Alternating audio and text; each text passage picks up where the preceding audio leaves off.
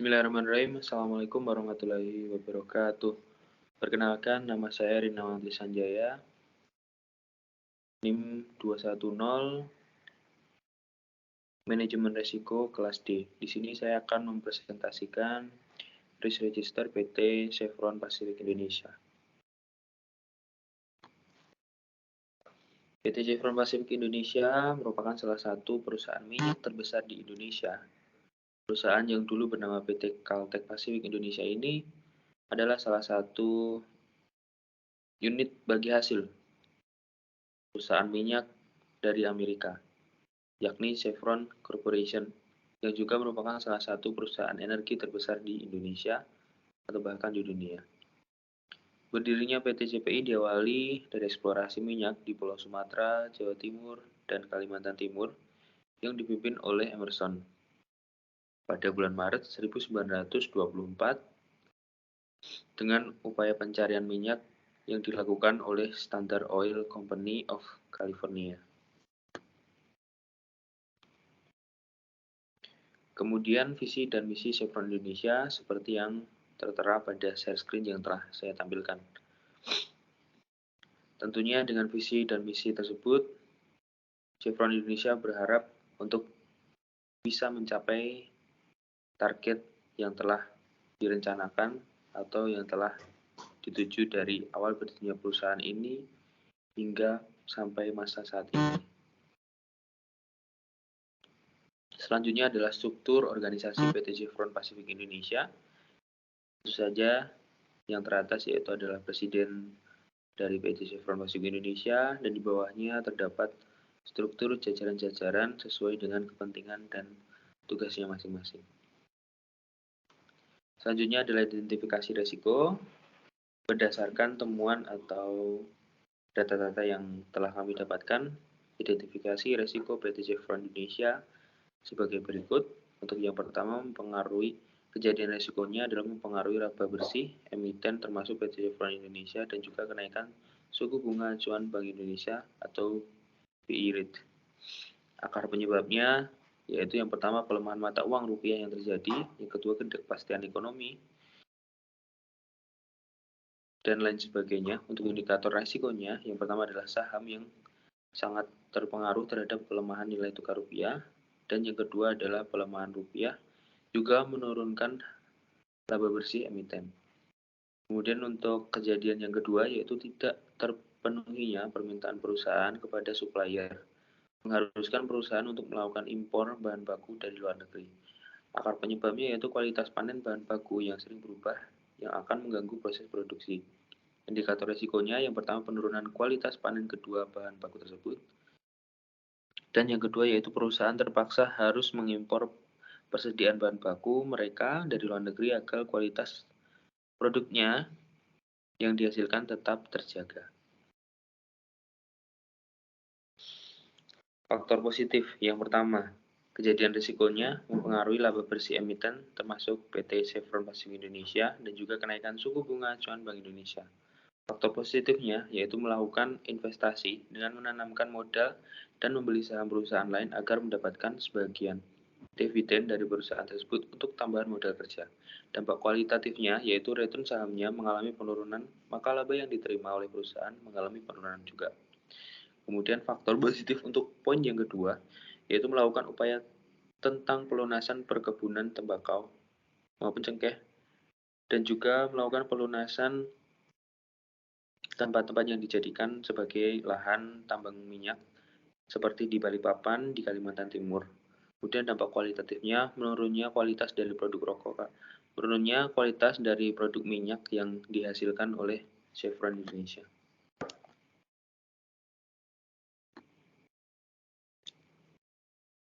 Kemudian poin yang ketiga, menghindari risiko gejolak nilai tukar valuta asing. Faktor positifnya yaitu seluruh fasilitas pinjaman ditinjau setiap tahun dan dapat diperbarui dengan persetujuan kedua belah pihak. Kemudian dampak kualitatifnya, perseroan menghadapi risiko pergerakan suku bunga di pasar karena suku bunga untuk setiap pinjaman ditetapkan pada tanggal penarikan dan perpanjangan peminjaman tersebut. Poin yang keempat, kejadian risikonya yaitu naik turunnya ketersediaan bahan baku di pasar. Pengadaan bahan baku setiap tahun dilakukan dengan mempertimbangkan kualitas, kuantitas, harga, dan tingkat persediaan perseroan. Dampak kualitatifnya, stabilitas kualitas, dan biaya bahan baku. Dan poin yang kelima, jadi risikonya adalah perusahaan harus tetap mengeluarkan dana untuk membayar besarnya biaya pita atau eh, pajak dari minyak mentah tersebut. Kemudian faktor positifnya menyisihkan dana untuk melakukan promosi produk atau promosi minyak melalui media-media massa, menjadi sponsorship untuk acara-acara besar, misalkan pertandingan olahraga seperti Liga 1, bekerja sama dengan sepak bola Liga 1, bola basket nasional, menjadi sponsor dan namanya tercantum di kegiatan event tersebut, baik itu di baliho, di banner, maupun di poster-poster yang disebar di media sosial. Kemudian dampak kualitatifnya menurunkan penjualan minyak untuk mengurangi dan menghambat biaya perusahaan yang lainnya. Kejadian risiko yang selanjutnya adalah mempengaruhi laba bersih emiten termasuk PT Chevron Indonesia dan juga kenaikan suku bunga acuan Bank Indonesia atau BI rate. Untuk probabilitasnya adalah 4, itu termasuk besar, dan dampaknya itu 5, itu sangat besar sekali. Untuk skor totalnya adalah 20 dengan tingkat risiko extreme high. Untuk yang kedua, tidak terpengaruhinya permintaan perusahaan kepada supplier mengharuskan perusahaan untuk melakukan impor bahan baku dari luar negeri. Dengan probabilitas 4 termasuk besar, dampaknya juga sangat besar dengan skor 20, tingkat risikonya adalah extreme high.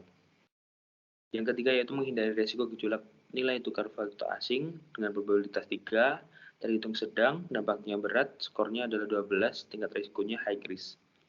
Untuk yang keempat yaitu turunnya ketersediaan bahan baku di pasar dengan probabilitas 4, termasuk besar, dan juga dampaknya itu berat.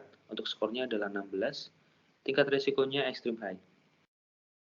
Untuk yang kelima yaitu perusahaan harus tetap mengeluarkan dana untuk membayar besarnya biaya pajak minyak sesuai dengan aturan yang telah ada. Untuk probabilitasnya adalah 4, untuk dampaknya 3, sedang, skornya 12, dengan tingkat risiko high risk.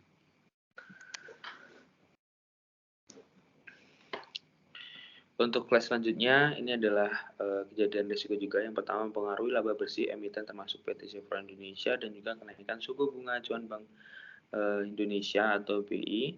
Dengan awalnya tersebut, untuk merencana tindak mitigasinya adalah melakukan ekspor dan juga mengurangi impor dari luar negeri agar dapat menekan biaya produksi. Untuk yang kedua, tidak terpenuhinya permintaan perusahaan kepada supplier mengharuskan perusahaan untuk melakukan impor bahan baku dari luar negeri. Rencana tindakan mitigasinya yaitu membesar dan memperbesar lahan tambang minyak di daerah Kalimantan Timur agar kualitasnya tetap terjaga sehingga tidak perlu mengimpor bahan baku dan bahan-bahan lainnya untuk pembuatan minyak dari luar negeri. Kemudian poin yang ketiga adalah menghindari risiko gejolak nilai tukar valuta asing dengan rencana tindak mitigasinya yaitu melakukan pengadaan peralatan atau mesin dari luar negeri dalam skala yang besar dengan tujuan memperkecil biaya karena diperlakukannya pembelian borongan. Untuk yang keempat yaitu nilai tukarnya ketersediaan bahan baku di pasar. Rencana tindak mitigasinya yaitu memperbanyak pemasok bahan baku atau minyak mentahnya, bisa dari daerah-daerah selain Kalimantan, bisa di Jawa Timur dan lain-lain. Selanjutnya adalah kejadian risiko dari apa yang telah tadi saya paparkan. Untuk poin yang pertama adalah mempengaruhi laba bersih emiten termasuk PT Chevron Indonesia dan juga kenaikan suku bunga acuan Bank Indonesia atau BI rate. Untuk probabilitasnya adalah 2, ini termasuk kecil, dan dampaknya 3, ini termasuk sedang. Untuk total skornya adalah 6 dengan tingkat risiko medium risk. Untuk poin yang kedua adalah tidak terpenuhinya permintaan perusahaan kepada supplier mengharuskan perusahaan untuk melakukan impor bahan baku dari luar negeri. Dengan probabilitas 2, dampaknya 3, dengan skor 6, dan tingkat risiko medium risk. Untuk poin yang ketiga yaitu menghindari risiko gejolak nilai tukar valuta asing, probabilitasnya sangat kecil, dampaknya sedang, untuk skornya 3, yaitu dengan tingkat risiko low risk. Poin yang keempat yaitu naik turunnya ketersediaan bahan baku di pasar, probabilitasnya 3, dampaknya 2, skornya 6, tingkat risikonya medium risk.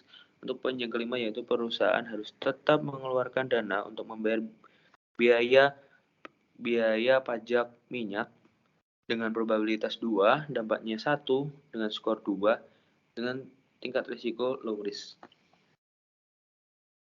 Kemudian untuk poin yang terakhir, ini masih berkelanjutan dengan yang tadi, perusahaan harus tetap mengeluarkan dana membayar misalnya pajak minyak, kemudian berkurangnya minat untuk membeli minyak karena sudah tercantum dalam iklan-iklan atau sponsor-sponsor bahwa kandungan-kandungan minyak itu dapat menyebabkan polusi udara yang lumayan tinggi.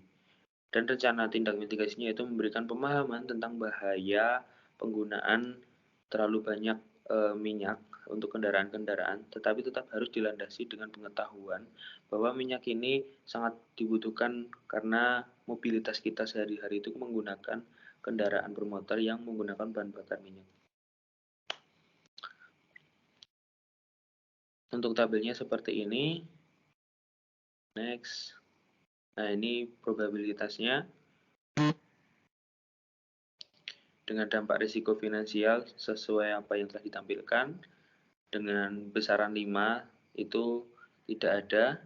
Kita menempati paling tinggi adalah poin 3 sedang dan kebanyakan di pertengahan poin 2 kecil dan turun menjadi sangat kecil.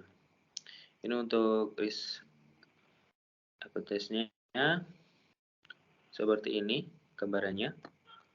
Dan terima kasih, itu saja presentasi dari saya. Arigatou gozaimasu. Terima kasih banyak. Semoga bisa menjadi manfaat untuk kita semua. Apabila saya terdapat salah kata dan salah perbuatan, saya mohon maaf yang sebesar-besarnya. Sekian, wabillahi taufiq wal hidayah. Assalamualaikum warahmatullahi wabarakatuh.